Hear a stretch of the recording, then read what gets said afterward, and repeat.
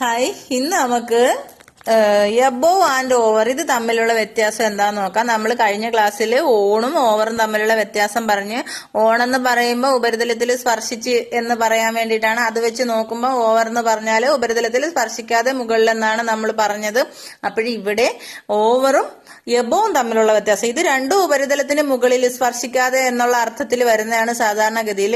എന്നാൽ ഇവ തമ്മിൽ രണ്ടും കൂടെ ചേർത്ത് നമുക്ക് വ്യത്യാസമുണ്ട്. അതെന്തുവാന്ന് നോക്കാം. എബോവ് എന്ന് പറയുമ്പോൾ ഇപ്പം ഹയർ ദാൻ മുകളിൽ വരും, അല്ലെങ്കിൽ നോട്ട് ടച്ചിങ്, അതോ ശരിയാണ്, ഉപരിതലത്തിൽ സ്പർശിക്കാതെ മുകളിലുള്ളത് തന്നെയാണ്. പിന്നെ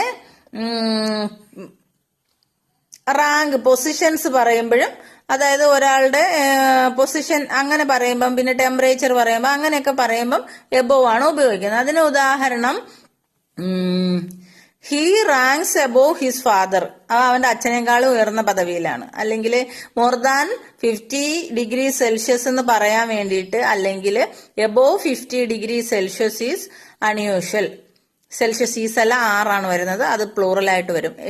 above 50 degree Celsius is temperature above 50 degree Celsius are unusual എന്ന് പറയാം. അങ്ങനെ ടെമ്പറേച്ചറിന്റെ കാര്യം പറയുമ്പോഴത്തേന്, പിന്നെ the clock hangs above the window, ജനലിന് മുകളിൽ, ജനലിൽ തൂക്കിയിട്ടേക്കുന്നല്ല, ജനലിനേക്കാളും കൂടെ ഉയരത്തില്, ജനലിൽ ടച്ച് ചെയ്യാതെ മുകളിലോട്ട് തൂക്കിയിട്ടേക്കുന്ന, അതിനെ എബോവ് പറയാം. അങ്ങനെ എബോവ് പറയും. പിന്നെ ഓവർ വരുന്നത്,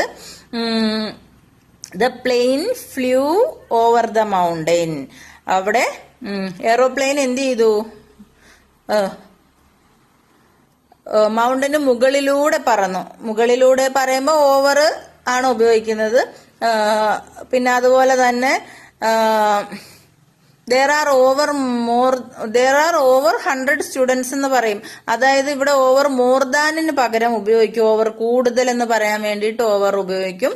പിന്നെ നമ്മൾ എന്തോ പറഞ്ഞായിരുന്നു, കവറിങ് പറയാൻ വേണ്ടിയിട്ടും, അതായത് ഇപ്പം ഒരു സാധനം മൊത്തത്തിൽ അല്ലെങ്കിൽ ഫുള്ളി കവറിങ്, ഇപ്പം the blanket is over the baby എന്ന് പറഞ്ഞാൽ ആ കുട്ടീനെ മൊത്തത്തിൽ പൊതിഞ്ഞു കിടത്തിയിരിക്കുന്നു, ആ ഓവർ അങ്ങനെ ഒരർത്ഥത്തിൽ പറയും. കവറിങ് എന്ന അർത്ഥത്തിൽ ഓവർ ഉപയോഗിക്കാറുണ്ട്. അതുപോലെ തന്നെ ടേബിൾ ക്ലോത്ത്, അല്ലെങ്കിൽ ടേബിളിന്റെ മുകളിൽ ക്ലോത്ത് ഫുള്ളി കവർഡ്, അങ്ങനെ ആ അർത്ഥത്തിൽ ഓവർ ഉപയോഗിക്കും. പിന്നെ നമുക്ക് ബ്ലാങ്കറ്റ് പറഞ്ഞു, വേറെന്താ പറയുന്നത്, ഓവർ, ഈ മൂന്ന് അർത്ഥത്തിലൊക്കെയാണ് ഉപയോഗിക്കുന്നത്. കാരണം പ്രധാനമായിട്ടും മൂവ്മെന്റ് ആണ് ഉയരത്തില്, നമ്മുടെ തലയ്ക്ക് മുകളിൽ അല്ലെങ്കിൽ ഉപരിതലത്തിൽ സ്പർശിക്കാതെ ഉള്ള മൂവ്മെന്റിന് ഓവർ ഉപയോഗിക്കും. അതുപോലെ തന്നെ റാങ്ക്സ് പറയാൻ വേണ്ടിയിട്ട്, ക്വാണ്ടിറ്റി പറയാൻ വേണ്ടിയിട്ട്, കവറിങ് പറയാൻ വേണ്ടിയിട്ട്, ഇതിനെല്ലാത്തിനും ഓവർ ഉപയോഗിക്കും. അപ്പോൾ ഓവർ എബോവും തമ്മിലുള്ള വ്യത്യാസം മനസ്സിലായോ? എബോവ് നിശ്ചലമാണ്, മൂവ്മെന്റ് ഇല്ലാത്ത, മുകളില് സ്പർശിക്കാതെ ഉള്ള കാര്യങ്ങൾക്ക് എബോവ് പറയും. അതേസമയം മൂവ്മെന്റ് പറയുമ്പോൾ ഓവർ ഉപയോഗിക്കും. ഇതൊക്കെയാണ് ഓവറും എബോവും തമ്മിലുള്ള വ്യത്യാസം. ഓക്കെ.